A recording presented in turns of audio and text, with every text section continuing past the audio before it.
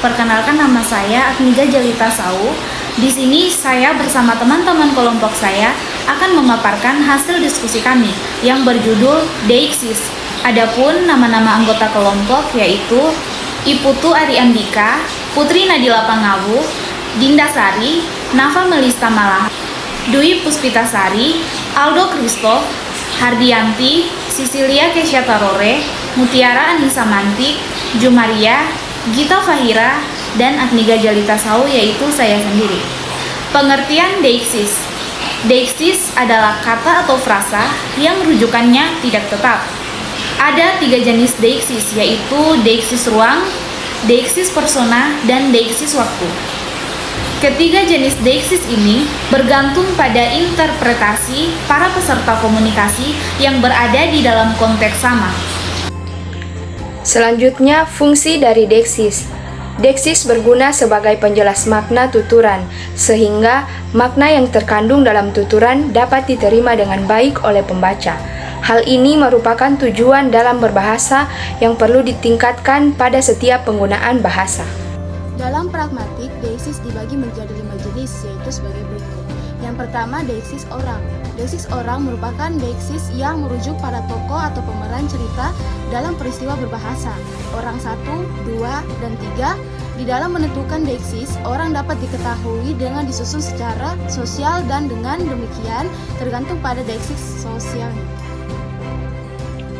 Contoh, saya dan Adit menampilkan drama.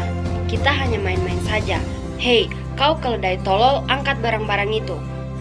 Lani harus bersikap sopan kepada kakek. Selanjutnya, 2 deixis tempat. Deixis tempat dapat diuraikan di antara banyak parameter yang sama dan berlaku pada deixis waktu. Hal ini disebabkan misalnya karena acuan pada tempat bersifat absolut atau relatif. Baik, selanjutnya acuan absolut. Pada tempat menempatkan objek atau orang pada panjang atau luas khusus, sedangkan acuan relatif menempatkan orang dan tempat dalam kaitannya satu sama lain dan dalam kaitannya dengan penutur.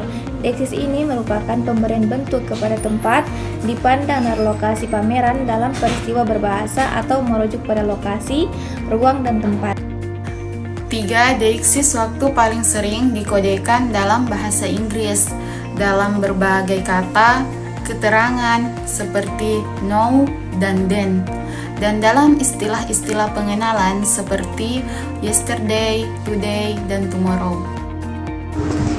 Baik, selanjutnya yaitu pada pengungkapan jarak tuturan yang diproduksi oleh pembicara, seperti pada kata kemarin, sekarang, besok, lusa, dan lain sebagainya. Nah, untuk contohnya yaitu seperti kata kemarin Nurhada datang ke kampus. Contoh kedua, lusa Fitra dan Farel akan pergi ke puncak untuk berlibur.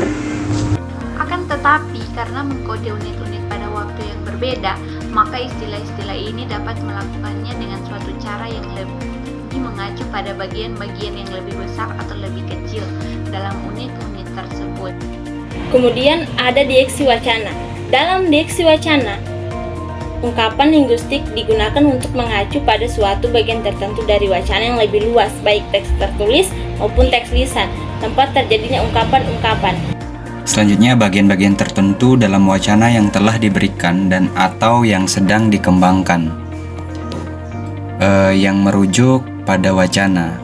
Yang pertama ada anafora, itu disebutkan terlebih dahulu, yang pertama, berikut ini, dan sebagainya.